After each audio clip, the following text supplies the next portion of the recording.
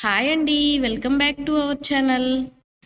ఈరోజు మనం ఎంతో సింపుల్ అండ్ హెల్దీ రెసిపీ అయిన అటుకుల ఉప్మాని ఎలా ప్రిపేర్ చేసుకోవాలో చూద్దాం. ముందుగా మనం 2 కప్పుల అటుకుల్ని తీసుకోవాలి. ఈ అటుకులు అనేవి మరీ పల్చగా ఉండేవి కాకుండా కొంచెం థిక్గా ఉండే అటుకుల్ని తీసుకోవాలి.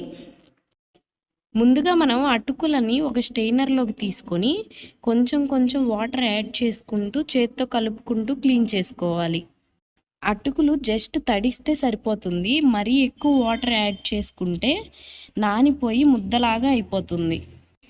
ఇలా క్లీన్ చేసుకోవడం వల్ల మనకి అటుకుల్లో డస్ట్ ఏదన్నా ఉంటే పోతుంది, ఉప్మా కూడా మెత్తగా ఉంటుంది. ముందుగా మనం ఒక ప్యాన్ పెట్టుకొని అందులో 1 టేబుల్ స్పూన్ ఆయిల్ని యాడ్ చేసుకోవాలి. ఆయిల్ హీట్ అయ్యాక 1 కప్పు పల్లీలని యాడ్ చేసుకొని వేయించుకోవాలి. చూడండి, పల్లీలు అలా వేగాక ఒక గిన్నెలోకి తీసుకొని పక్కన పెట్టుకోవాలి. మళ్ళీ ఒక ప్యాన్ పెట్టుకొని అందులో 4 టేబుల్ స్పూన్స్ ఆయిల్ని వేసుకోవాలి. ఆయిల్ హీట్ అయ్యాక పోపు దినుసుల్ని కరివేపాకుని వేసుకొని వేయించుకోవాలి. తాలింపు వేగాక సన్నగా కట్ చేసి పెట్టుకున్న ఉల్లిపాయ ముక్కలు 1 కప్పు, 1 కప్పు క్యారెట్ ముక్కలు, 1/2 కప్పు టమాటా ముక్కల్ని వేసుకోవాలి. 2 పచ్చిమిరపకాయలను తీసుకొని సన్నగా ముక్కలుగా కట్ చేసుకొని యాడ్ చేసుకోవాలి. మొత్తాన్ని ఒకసారి కలుపుకొని వేయించుకోవాలి. చూడండి, అలా వేగాక 1/2 టేబుల్ స్పూన్ ఉప్పు, 1/2 టేబుల్ స్పూన్ పసుపు, ముందుగా వేయించి పెట్టుకున్న పల్లీలని యాడ్ చేసుకోవాలి. మొత్తాన్ని కలుపుకుంటూ మళ్ళీ ఒక 5 నిమిషాలు వేయించుకోవాలి.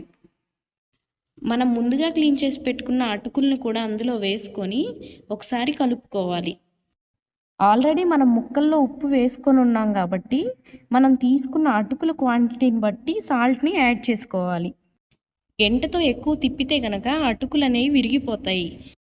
జస్ట్ ఒక 10 నిమిషాలు వేయించుకొని స్టవ్ ఆఫ్ చేసుకోవాలి. ఫైనల్గా 1 టేబుల్ స్పూన్ నిమ్మరసాన్ని వేసుకోవాలి.